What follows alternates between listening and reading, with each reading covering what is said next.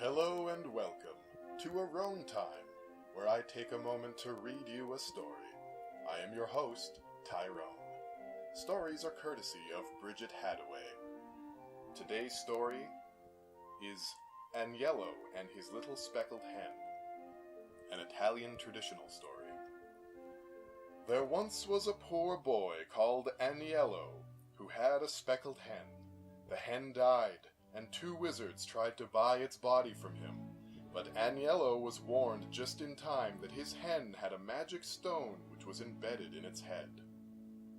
He cut the bird open and found the stone, and at once wished that the hen was alive again and could speak. Immediately it was so.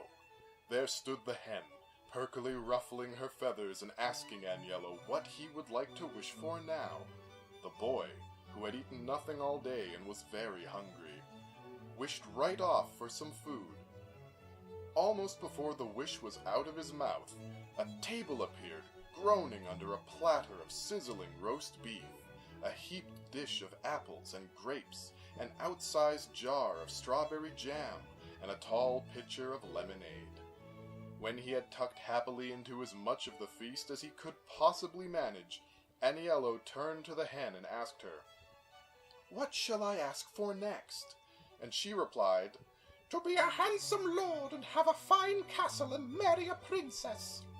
Immediately it was so, and Aniello found himself sitting in his castle with his hen on his knee. He wrote to the king, asking for his daughter's hand in marriage, and the hen delivered the letter. The king was amazed that the hen could speak, and when he heard of the riches of Lord Aniello, he gladly gave him his daughter. The pair had everything they wished for, until one day the wizards managed to trick the princess into giving them the magic stone. As soon as they had it, they wished that everything was as it had been before. Aniello became a rough peasant again, and was thrown out of the king's palace, and the princess hated living in a hovel so much that she ran straight back to her father. Aniello and his hen set out to look for the wizards. They passed through the land of cats and came to the land of mice. Here one very old mouse told them he had seen the wizards, and led Aniello and the hen to their castle. Once there, the old mouse slipped into the wizard's room and stole the magic stone from them while they were asleep. Aniello immediately wished that the wizards were donkeys, and there they were, with long ears and tails. Then he wished for food himself, and the hen, and the mouse, and then that he was back in his castle once more, and immediately it was just so. But he didn't want his foolish princess back again, so he wished that he was married to somebody else, and then, almost without thinking, he wished that his hen was a girl, and then and there, to his utter astonishment and delight, she turned before his eyes into the most beautiful girl imaginable.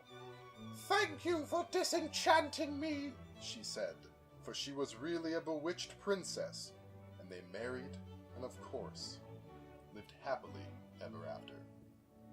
The end. Thank you very much for listening to a Rone Time. Have a good day.